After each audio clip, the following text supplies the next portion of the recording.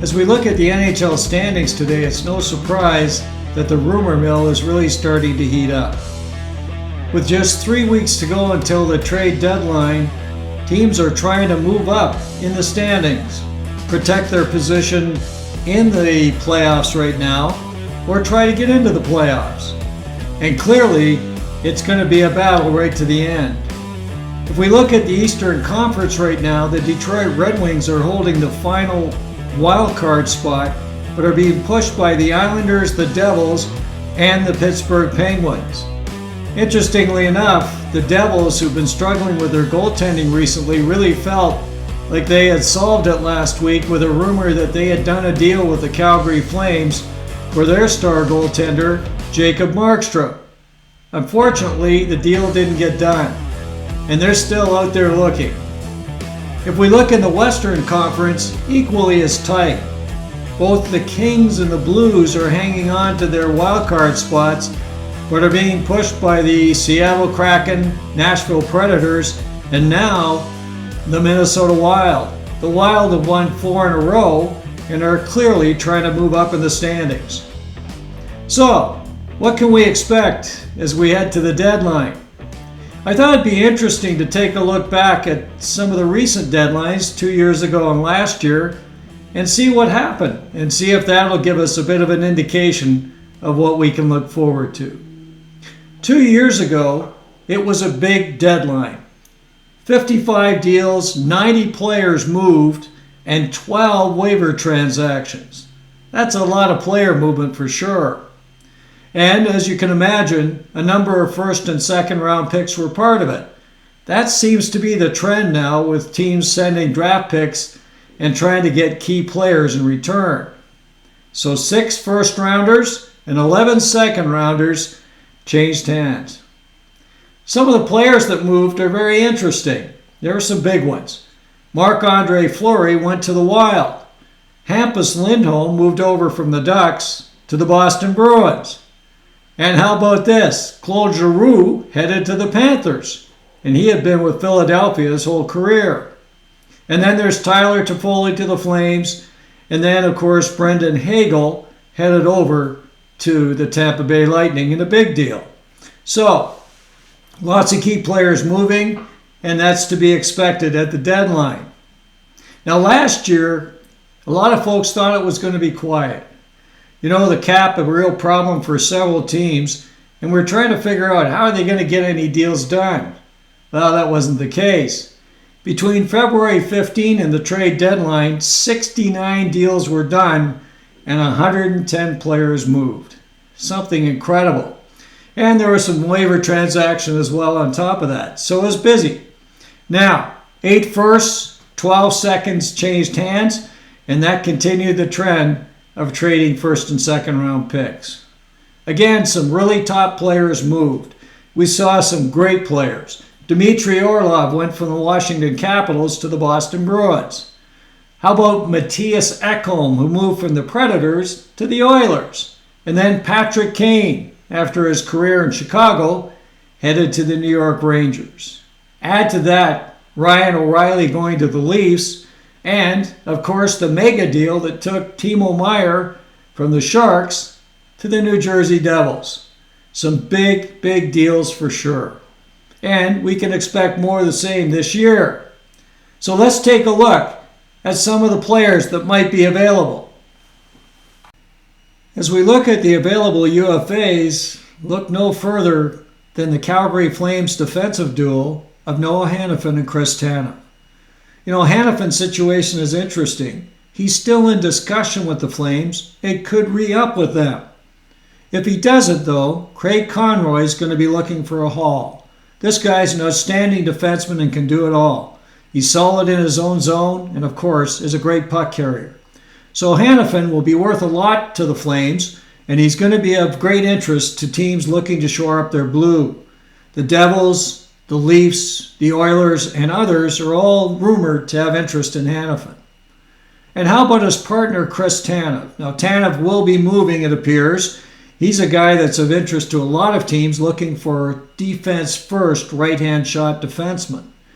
He's a guy that brings it all, and of course, has had great success in the past with teams like the Vancouver Canucks, who have interest in him right now.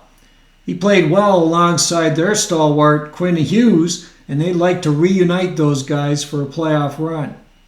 Other teams interested in Tanev have been calling, but unable to get the deal done. The Leafs, the Devils, and others certainly have interest in Tanev, but Craig Conroy's holding out for a first-round pick, and that seems to be the sticking point. We'll see how that plays out as we go forward. Looking at the forward side, Jake Guentzel is the cream of the crop. Now, whether or not Guentzel will be available is another question. He could be re-upped by Kyle Dubas, and the Pens could decide he's going to stay with them for the long term. If not, again, he's going to bring in a lot. And Dubas might use this as an opportunity to do a little bit of retooling for the Penguins. It appears they're slipping out of the playoff hunt, and Guentzel, who's injured and not due back until around the deadline time, could be the final blow for them. So we'll see how that plays out. In any case, Guentzel may be available, and there'll be a lot of teams calling. One of them could be the Oilers. A lot of rumors these days that they have interest in Guentzel. A couple of other guys that I thought were worth mentioning as you look at that list. You got Valdimir Tarasenko. He's going to bring offense to whatever team that picks him up.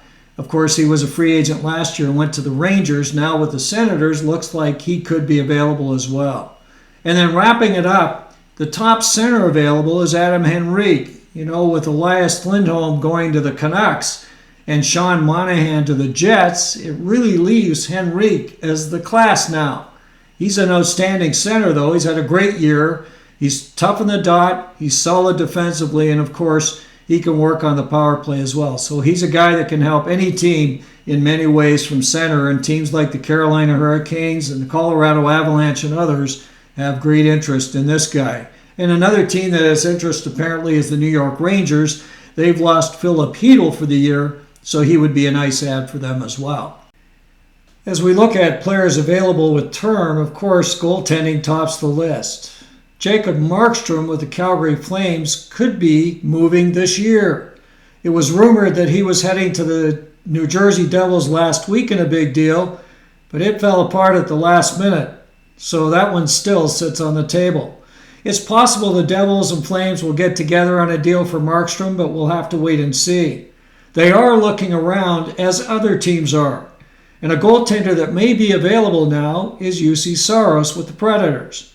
Saros, of course, an outstanding goaltender. He's not a big goaltender, but he is definitely one of the best in the league, and he would be a great add for any team looking to shore up the goaltending for the longer term. Now, why would Saros be available is the big question.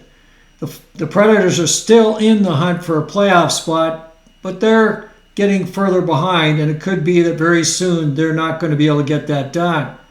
If that's the case, Saros might be available because they have an outstanding prospect ready to take the next step, and that's Yaroslav Askarov.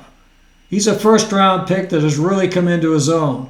He's had an outstanding year in Milwaukee and definitely is ready to take up his place with the Predators. So I think Barry Trotz is looking at an opportunity here. If a team is really pushing for a goaltender and he can get a big haul, I think he can do the deal this year. So we'll wait and see how that's going to play out.